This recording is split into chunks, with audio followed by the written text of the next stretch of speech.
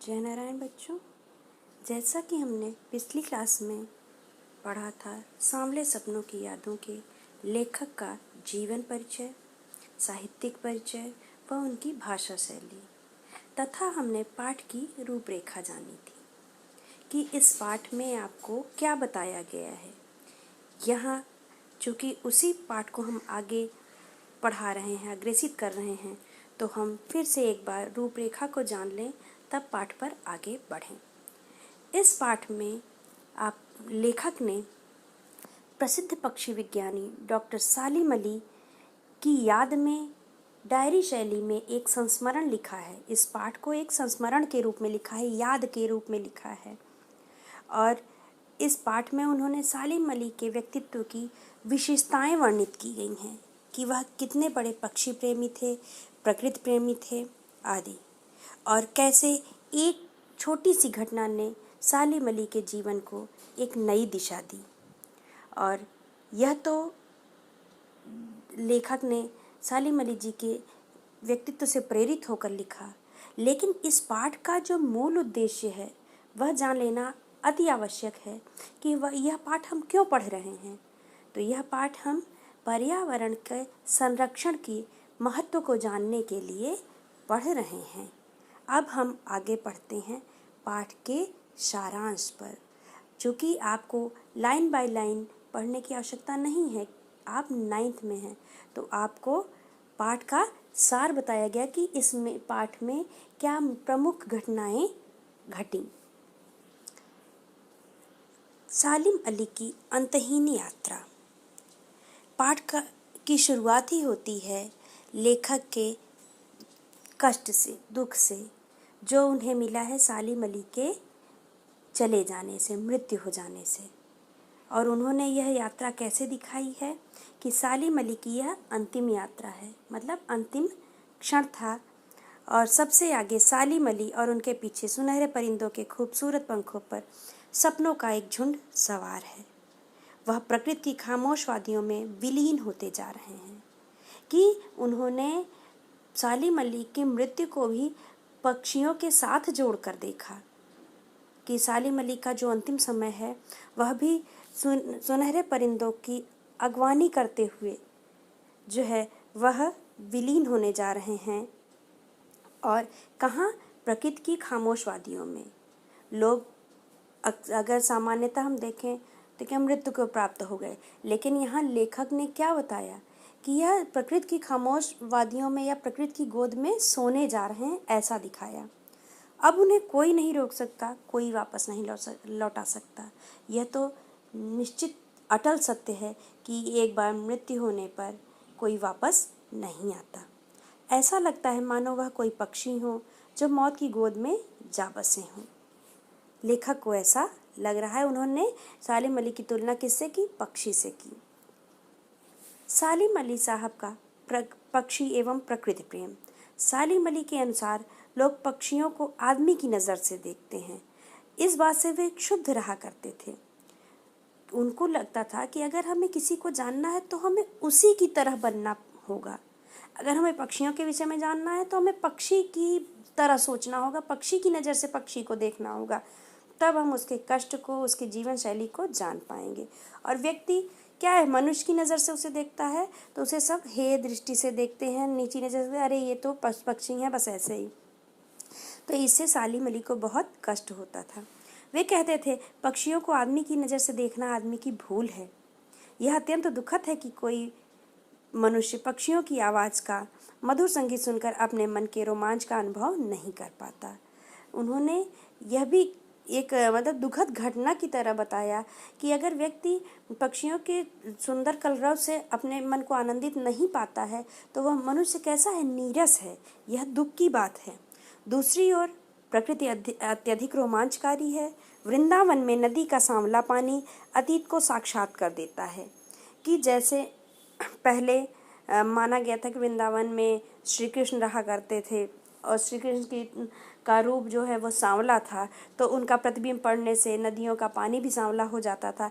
ऐसे ही वो कह रहे हैं कि वृंदावन में नदी का जो सांवला पानी आज भी है वह क्या करता है? अतीत को हमारे सामने लाके खड़ा कर देता है, जैसे कृष्ण जी के समय में था। कृष्ण की बांसुरी का जादू। यह प्रमाणित नहीं किया जा सकता कि कृष्ण ने कब वृंदावन में रासलीला रचाई थी, जिससे सारा वृंदावन संगीत में होकर रोमांच उत्पन्न करता रहा होगा, क्योंकि हम उस समय के नहीं थे। ने तो सिर्फ सुना है, तो हम यह प्रमाणित नहीं कर सकते कि ऐसा कब हुआ था, कैसे हुआ था। हम तो ये सुनकर पढ़कर ही जानते हैं। तो सभी लोग बंसी की मधुर सुनकर मंत्रमुग्ध हो जाते होंगे। वे आज भी यमुना का सांवला जल वृंदावन में देखते हैं तो ऐसा लगता है अभी कृष्ण यहाँ आकर बंसी के जादू से पूरे वृंदावन को संगीतमय कर देंगे। वृंदावन कभी भी कृष्ण की बांसुरी के जादू से खाली नहीं हुआ। अब यह क्या है, ये अनुभव की ही बात है। जब आज के समय में कृष्ण नहीं हैं और कृष्ण के समय में हम नहीं थे यह देखने के लिए कि कैसे लीलाएं हुई, कैसे वह मधुर बांसुरी बजाते थे, लेकिन हमने सुनकर वो आनंद अनुभव किया। सुनकर जब अनुभव कर लिया तो हम देखकर के चीज़ों को क्यों नहीं अनुभव कर पाते। यहाँ लेखक को यही कष्ट है, और लेखक को नहीं, सालीम अली जी को कष्ट था कि लोग जो है वह अनुभव करके आनंद को अनुभव क्यों नहीं करते, देख करके, सुन करके।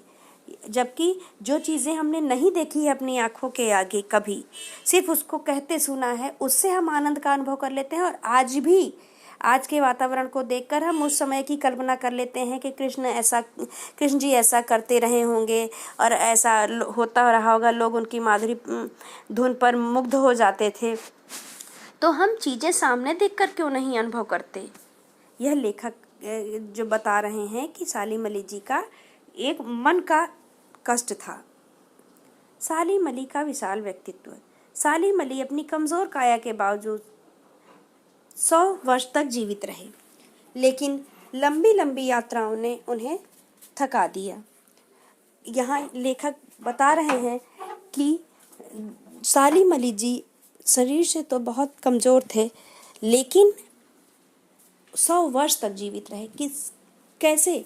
अपनी इच्छा शक्ति से वह 100 वर्ष तक जीवित रहे। और लेकिन लंबी लंबी यात्राओं ने उन्हें थका दिया। कहने का अर्थ यहाँ ये है कि अपनी कमज़ोर काया होते हुए भी वो हारे नहीं, थके नहीं।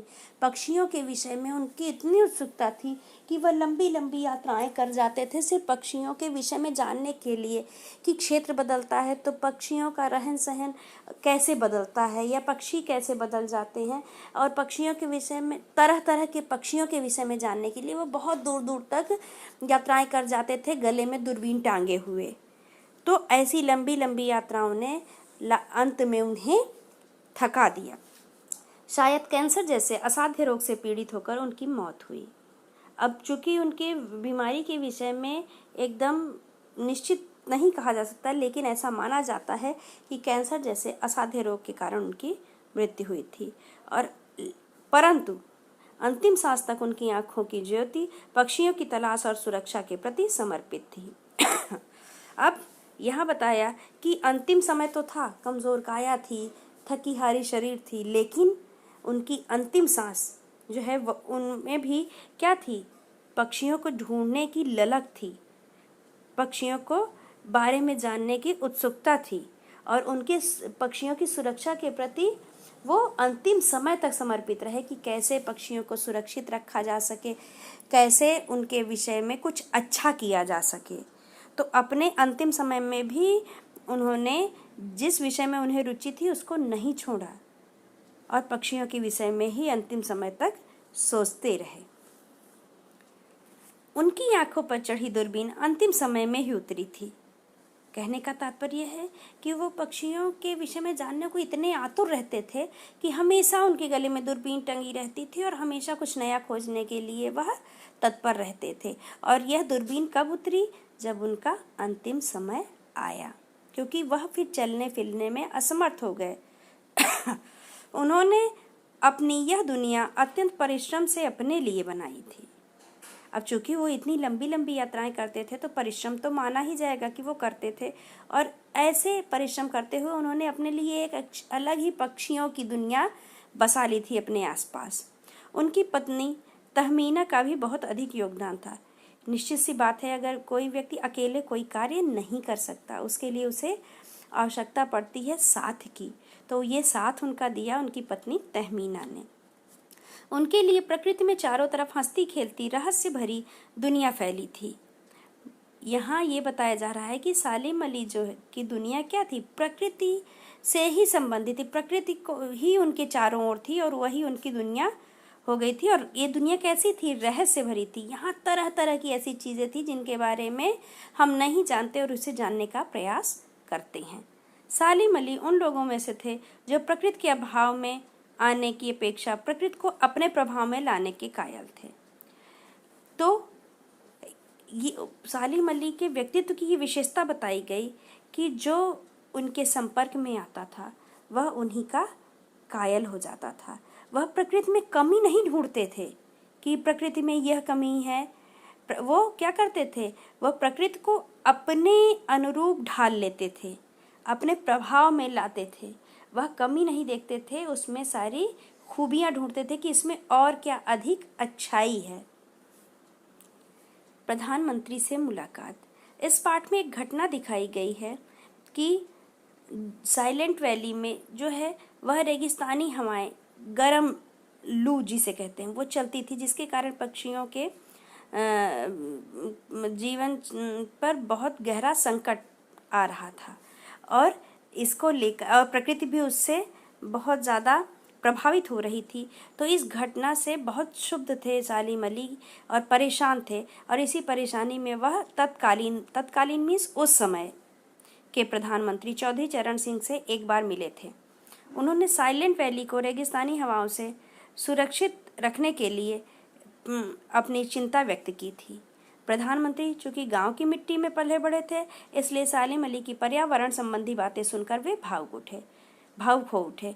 अब चूंकि चौधरी चरण सिंह भी जमीनी पृष्ठभूमि से ही थे, बहुत अमीर घर में नहीं पले बढ़े थे, तो वह प्रकृति से जुड़े हुए थे, गांव की मिट्टी से जुड़े हुए थे। लेकिन इसलिए उन्होंने ये समस्या समझी और भावुक हो गए। वे जानते थे ग्रामीण मिट्टी पर जल की बूंदों का क्या महत्व होता है कि अगर जल की बूंदें नहीं पड़े, सूखा आ गया तो किसान किस तरह परेशान हो जाते हैं। परंतु आज दोनों में से कोई हमारे बीच नहीं है, न सालिम अली हैं और न ही चौधरी चरण सिंह जी हैं। अब कौन नए भारत की नींव की चिंता करेगा, कौन इन पक्षियों की सुरक्षा की चिंता करेगा जो हिमालय और लद्दाख की बर्फीली वादियों में जीते हैं। अब हमारे बीच इस तरह का कहने का यहाँ तात्पर्य है लेखक का कि इस तरह का पक्षी विज्ञानी और पक्षियों के विषय में चिंता करने वाला हमारे बीच अब नहीं रहा। कौन अब मतलब इस तरह की चिंता करेगा, कौन एक नए भारत की नई सोच पैदा करेगा लोगों के बीच में, यह लेखक का की चिंता जाहिर कर रही है। लॉरेंस का प्रसंग, यहाँ पाठ में एक प्रसंग आया है। उन्होंने इस प्रसंग के माध्यम से उदाहरण दिया है कि लोग कैसे अपने जीवन में डूब जाते हैं जिसको वो खुद अपनी पसंद से चुनते हैं। फॉल ऑफ स्पैरो सालिम अली की आत्मकथा का नाम है। आत्मकथा मतलब सालिम अली जी के विषय की जीवन की सारी कथाएं उसमें वर्णित होंगी। वास्तव में सालिम अली का जीवन पक्षियों का ही जीवन था, मतलब सालिम अली का पूरा जीवन पक्षियों के प्रति ही समर्पित था। दोनों एक दूसरे के पर्याय थे। पर्याय होने का क्या अर्थ है कि एक के बिना दूसरे के जीवन की कल्पना करना भी मुश्किल हो जाए, तो वह एक दूसरे के पर्याय माने जाते हैं, एक दूसरे के पूरक माने जाते हैं। तो यहाँ पक्षी और सालिम अली वो एक दूसरे के पूरक थे। इन दोनों की कल्पना एक दूसरे के अभाव में नहीं की जा सकती। इस संदर्भ में, इस कहानी के संदर्भ में एक प्रसंग लाया गया कि D.H. लॉरेंस ये भी एक पक्षी विज्ञानी थे और उनके विषय में बताया गया कि जब उनकी मृत्यु हुई तो लोगों ने उनकी पत्नी फ्रीडा से पूछा कि आप अपने पति के विषय में कुछ लिखिए। तो फ्रीडा ने यह कहकर टाल दिया कि मेरे पति के बारे में तो मुझसे अधिक मेरी छत पर बैठने वाली गौरैया जानती होगी। कि यहाँ ये कहने का तात्पर्य है कि फ्रीडा के पति लॉरेंस जो थे वो अपना अधिकतर समय अपने परिवार के साथ न बिता करके पशु पक्षियों के बीच में बिताते थे, जिसके कारण फ्रीडा ने कहा कि पक्षियों को उनके विषय में अधिक जानकारी होगी, क्योंकि उनका सारा समय तो उन्हीं के बीच में बीतता था। वह परिवार के बीच में तो रहते ही नहीं थे, उनका सारा जीवन क्या था, पक्षियों से जुड़ा हुआ था। तो उनके विषय में छत पे बैठने वाली गौरैया ज़्यादा अच्छे से बता पाएगी, क्योंकि उसके साथ उनका समय ज़्यादा बीतता था। ये प्रसंग इसलिए दिया गया कि ये उदाहरण दिया गया कि ऐसे ही पक्षी विज्ञानी थे सालिम अली, जिनका सारा जीवन पक्षियों के प्रति समर्पित था। पक्षी प्रेम की प्रेरणा। अब ये तो हमने जान लिया कि बहुत बड़े पक्षी विज्ञानी थे, प्रकृति प्रेमी थे, पक्षी प्रेमी थे, लेकिन ये पक्षी प्रेमी, प्रकृति प्रेमी बनने की प्रेरणा उन्हें कहाँ से मिली? तो एक ऐसी घटना जिसने उनके जीवन की दिशा ही बदल दी सालिम अली जी के, कि बचपन की एक घटना थी कि एक दिन एयर गन से उनके हाथों से एक गौरैया घायल हो गई, और जब वह घायल होकर गिरी और उसे तड़पता हुआ उन्होंने देखा तो उन्हें बहुत कष्ट हुआ कि मैंने क्या कर दिया, और बहुत पछतावा भी हुआ। और उसके विषय में अधिक जानने के लिए वह अपने बड़े अभिभावक के पास गए, और जब नहीं जान पाए तो आगे उन्हें जानने की उत्सुकता हुई कि इसकी जानकारी हमें कहाँ से मिल सकती है, कि इसका जीवन हम कैसे बचाएं, या इनके विषय में और अधिक कैसे जानें। ये उत्सुकता ही उनकी जीवन की दिशा को बदलने में सबसे बड़ी प्रेरणा बनी। पक्षियों के रहस्य को खोजने और जानने के लिए नए नए रास्तों पर जाते रहे। सालिम निरंतर भ्रमण करते रहे। आज भी ऐसा लगता है मानो पक्षियों को एक खोज में निकले सालिम अली गले में दूरबीन लटकाए हुए अभी आ जाएंगे।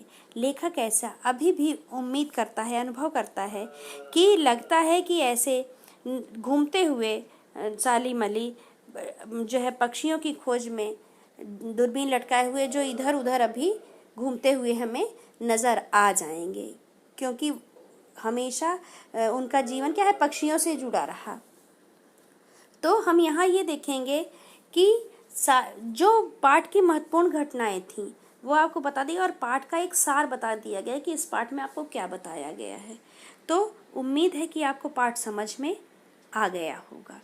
धन्यवाद।